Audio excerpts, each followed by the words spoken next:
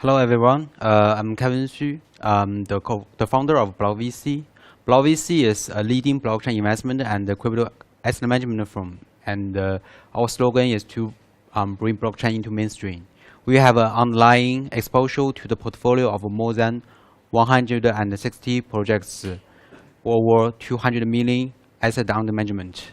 And now we have office in Tokyo, Beijing, Toronto, and San Francisco. So when we're talking about the crypto asset, actually there are three trends that we cannot ignore. Trend one, crypto asset is a new asset class for institutional grade portfolio. So this is a recognition that there is institution demand for cryptos as a new asset.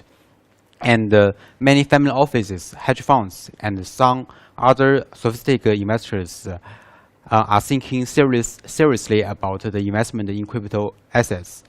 And on the one hand, so the market cap of cryptocurrency is less than $300 billion US. When comparing to gold, stocks, real estate, and bond, actually this market cap is very small. On the other hand, actually crypto asset plays a very important role in the global macro economy. Take Bitcoin as an example. So Bitcoin actually is a very good risk hedge instrument. So from the data source of Grayscale hedging US-China trade risk with Bitcoin, we can see that Bitcoin outmatched in the market in the last year, and it has better performance than gold, bond, Japanese yuan, and Swiss franc. So it means that actually there's many different ways to use cryptos to hedge risk in the whole global market. The trend two, actually there is a transition from an analog value world to a digital value world. So for the first time, there is the probability to move liquidity from an analog world into a digital world with minimal reliance on the existing financial service infrastructure. And because actually this service from the core long-standing convention wisdom about how banking works will fundamentally change due to the public chain. And actually the public chain to some extent like Bitcoin, Ethereum, and the Tron network, actually they challenging the previous stories, starting with the availability of open source, public, autonomous, and globally accessible to the financial settlement infrastructure. So the decentralized finance actually is the most popular topics in the recent months. Decentralized finance applications built on public chains like Ethereum and Tron network. Actually, it realized tokenization, derivatives, asset management, lending, stablecoins, and exchanges. And this way from open finance ecosystem in the digital world has the challenge to the analog value world to some extent. The trend three, we know actually blockchain receives financial infrastructure in developing countries. The banking service in developing countries is very backward and inefficient. Over 1.7 billion people, around 31% of total global population, have no bank accounts. But at the end of 2020, almost 71% of the people, they have the mobile devices. And it means that the rates of mobile banking, lending, and payment services based on blockchain technologies may become the next generation of financial service infrastructure. Take Libra as another example. So the vision of Libra is a simple global currency and financial infrastructure that empowers billions of people. And the impact of Libra increased the expectation of blockchain to the historical high point in the last year. So when we're talking about the investment in blockchain area, we are always focusing on the massive adoption. So without sustainable and scalable applications, it is really hard to capture the value from its utility and expansion. So from the latest cycle of Bitcoin and blockchain, we found DeFi, Web3, and stablecoins stand out in spotlight. So first, let's talk about DeFi. So this is a very good way to accelerate the massive adoption of open finance. Decentralized finance has grown to become one of the main applications of blockchains, such as Ethereum and Tron network. While the open finance initiative is by nature platform agnostic, DeFi applications are most exclusively being developed and used on Ethereum and Tron network. So the whole crypto world actually built on tokens and coins. It naturally fits the mechanism of decentralized finance. So from the data we can see the total value locked in DeFi is almost around $2 billion US, and around 1/3 of the dominance are from compound. The next, Web3.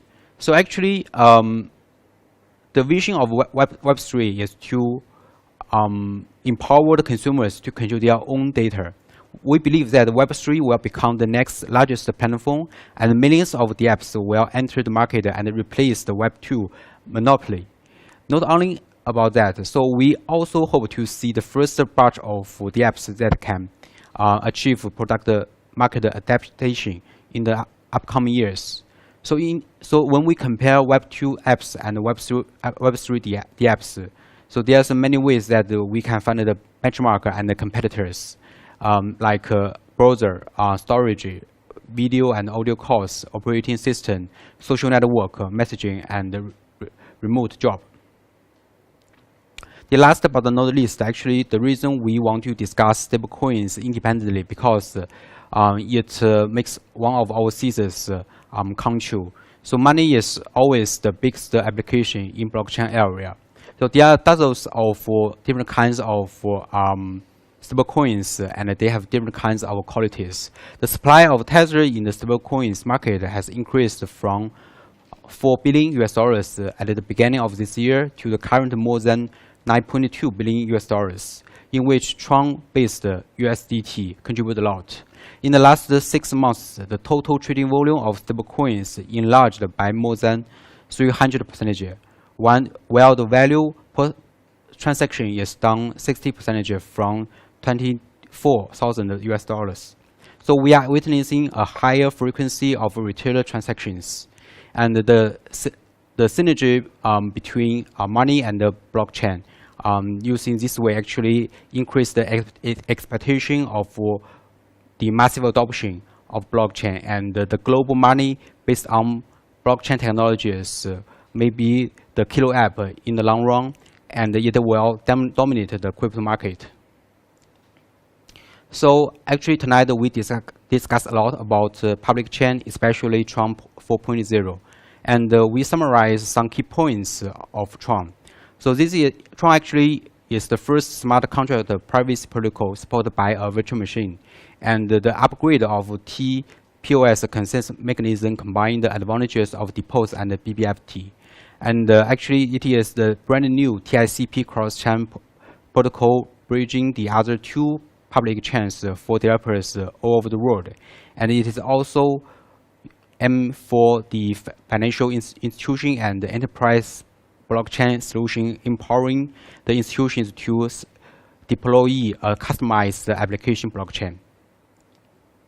So when we combine Tron 4.0 and our investment thesis, we can see that in these three investment theses, we can find their investment or incubation.